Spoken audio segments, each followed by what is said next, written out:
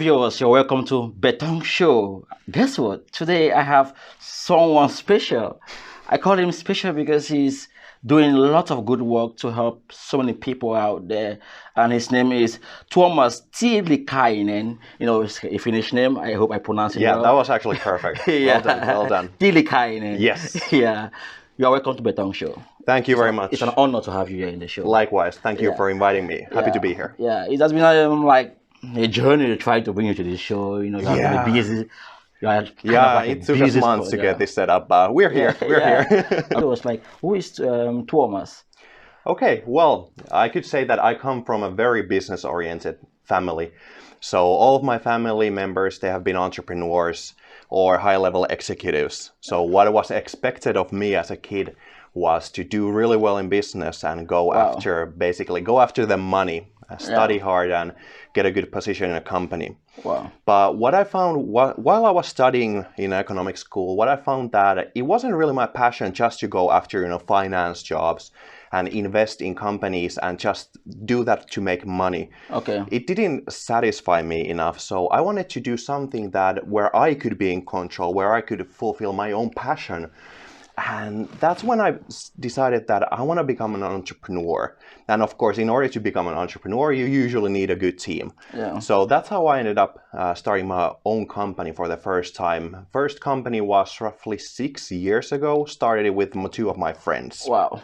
While I was studying in business school. And I actually dropped out of business school after completing my bachelor's degree because I found that I can get all of the skills that I need to be able to be successful in life through my own business and through learning from other people.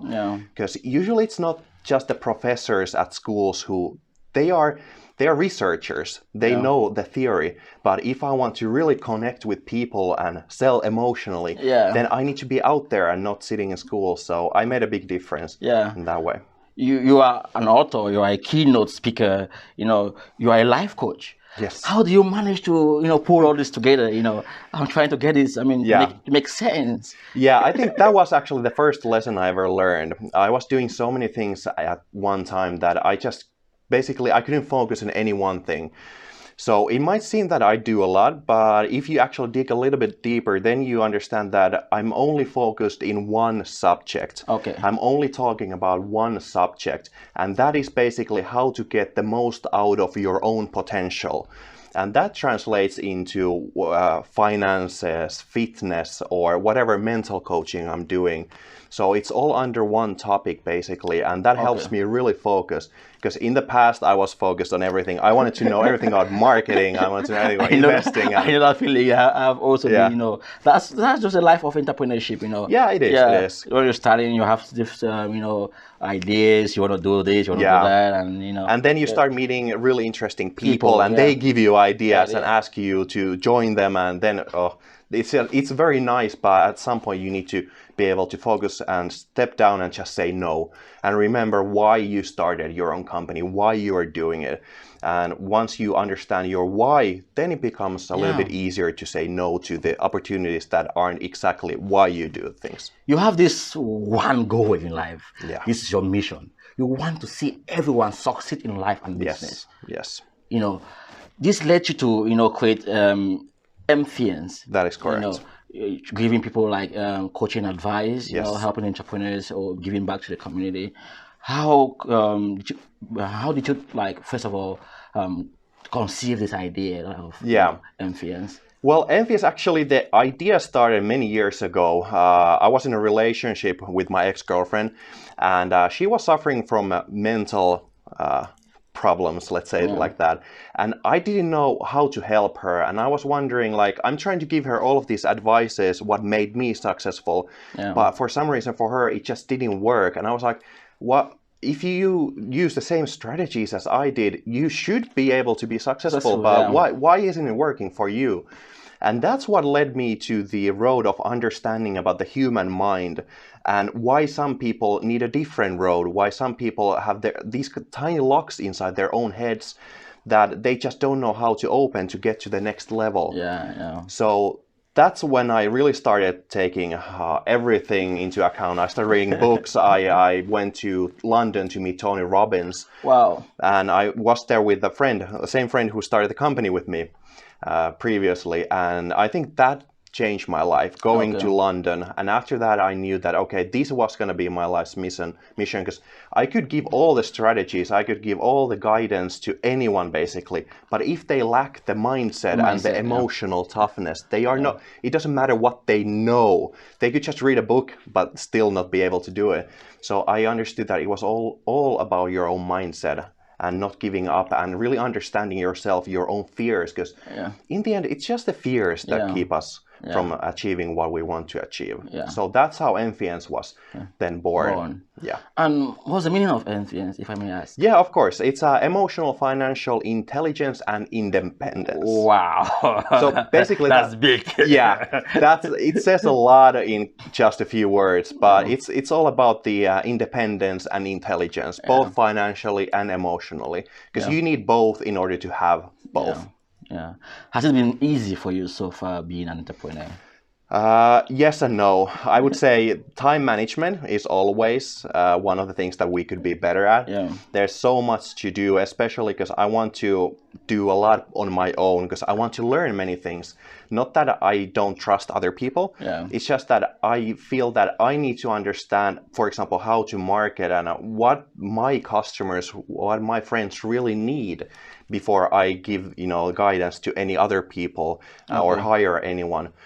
So I would say time management is kind of like the thing that I need to be better at right now. Okay. So in your opinion, what are the most common mistakes that entrepreneurs do make, and how can you relate this to you as an entrepreneur?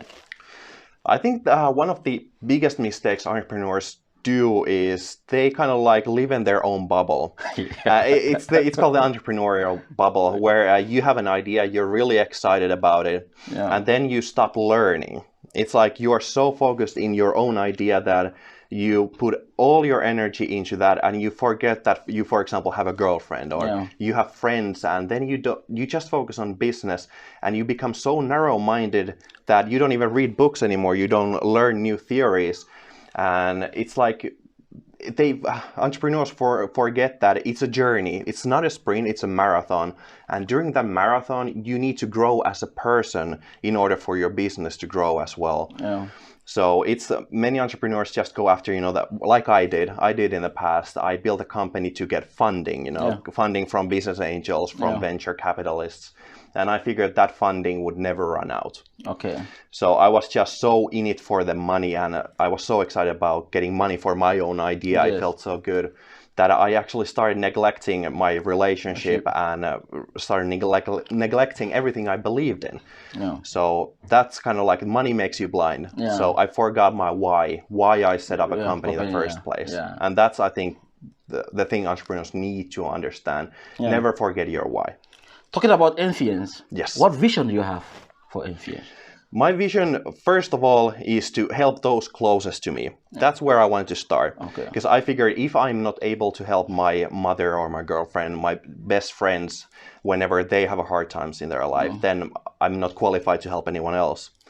Well, now that I've been successful doing that for a while, now I have the confidence to actually seek problems all over the world, like see where the people are guided, let's say wrongly, the most.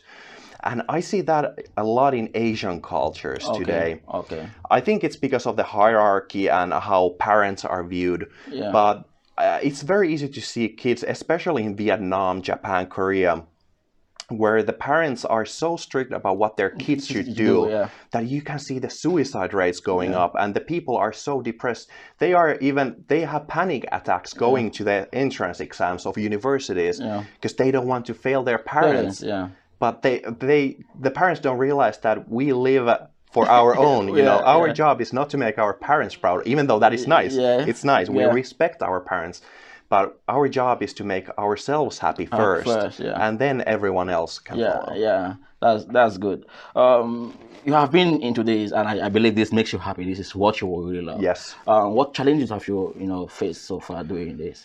Yeah, I think there's still a stigma around, let's say, life coaching, mental coaching. It's still thought of as therapy, or Okay. that you have to be a psychiatrist in order to help anyone, or you need medication to help someone through their hardships. I think it's still too much related to like Yeah. medical conditions, and Yeah. that's just not the case anymore. Yeah. You know, there are people like, for example, my guru, my mentor, Tony Robbins, Yeah. like he doesn't have a degree. But I would Wow. argue that he has helped millions, tens of millions of people all over the world. Millions, yeah. And if he can do it, if he can cure a person from depression in like that, then I think he doesn't need a degree. He doesn't need medication to help other people. And I think it would be very nice if the attitudes towards self-growth and self-learning would be more positive, instead of being like, if I'm suffering, then I have to apologize for it, or I'm afraid to speak out loud that I need help. I think that needs to change. And it's a problem in the Western societies, but even more so in the Eastern parts of the world. Yeah. That's like where weakness is not allowed. And that's what I want to fix. You know, this industry is brutal. There are a lot of people out there, you know, saying they do same what you do, like providing this solution to help people, you know. What makes you different from them? How do you see yourself different from these people? Yeah. First of all, what I've done is, for the past 10 years, this has been my life. This is what I've done. And I'm not even in it for the money. I don't care about the money at all. I really honestly care about the people I help. I go well above and beyond what the people ask me to. Well, if they, for example, hire me because they want something, I give them what they want, but I also provide what they actually need. So I go a lot deeper than most of these gurus out there. And I have to say, the industry is, because it's growing so rapidly, the personal development industry, and there are so many life coaches, fitness coaches, that really don't know what they're doing. So I think it's just about showing like what you've done so far, what results have you been able to give to other people. So what makes me different as a person is just that I care. I really care. I care more about customers than I care about myself. Because this is what I do. If I can't help people, then my reputation is over. Yeah, I believe you. I believe you.